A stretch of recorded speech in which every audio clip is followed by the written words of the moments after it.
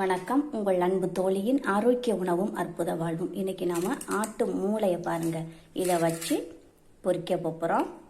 எப்படி இருக்குன்னு பாருங்கள். இதை நம்ம முழுசாக போடுறதா இருந்தாலும் போடலாம், இல்லைன்னா பாதி பாதியாக பிச்சும் போடலாம். ஆனால் நான் முழுசாக தான் போட போகிறேன். இப்போ நாம் பாத்திரம் ஹீட் ஆனதும் இதில் 3 ஸ்பூன் ஆயில் வச்சுருக்கேன். இதை ஊற்றிக்கலாம். ஆயில் ஹீட் ஆனதும் 1 டீஸ்பூன் ஜீரகம் போட்டுக்கலாம்.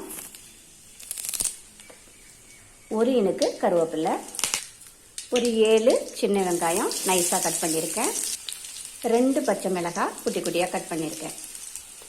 இப்போ நாம் இதை நல்லா வதக்கிடலாம்.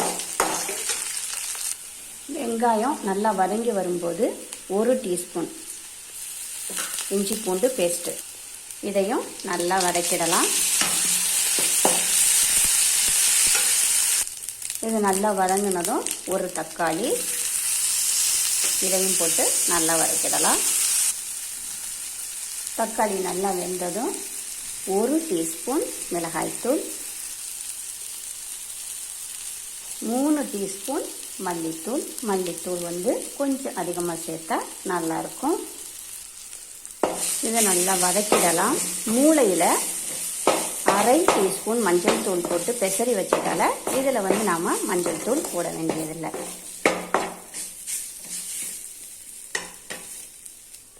இப்போ இது கூட கொஞ்சமாக தண்ணி ஊற்றி அந்த மசாலா எல்லாம் நல்லா கொதிக்கிறது மாதிரி செஞ்சிடலாம். இது நல்லா கொதிக்கட்டும்.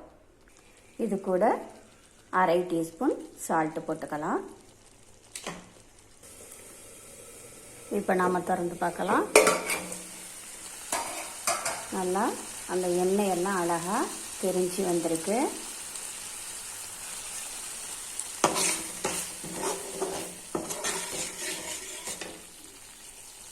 இப்போ இதில் நாம் மூளையை எடுத்து போட்டுட்டு மெதுவாக பெரட்டி போட்டு அப்படி வேக வைக்கலாம்.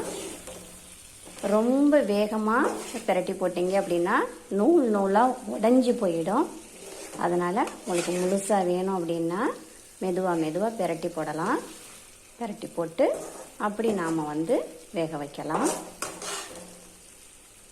இந்த மூளை சாப்பிட்றதுனால நல்லா ஹை ப்ரெஷர் நல்லா ஏறும். ஹை ப்ரெஷர் உள்ளவங்க சாப்பிடக்கூடாது, ஆனால் லோ ப்ரெஷர் உள்ளவங்க சாப்பிடலாம்.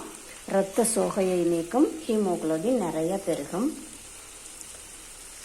உடல் சோர்வை நீக்கும், உடல் ஆரோக்கியத்திற்கும் மூளை வளர்ச்சிக்கும் ரொம்ப ரொம்ப நல்லது. ஓகே, நல்லா வெந்துடுச்சு. இப்போ நாம்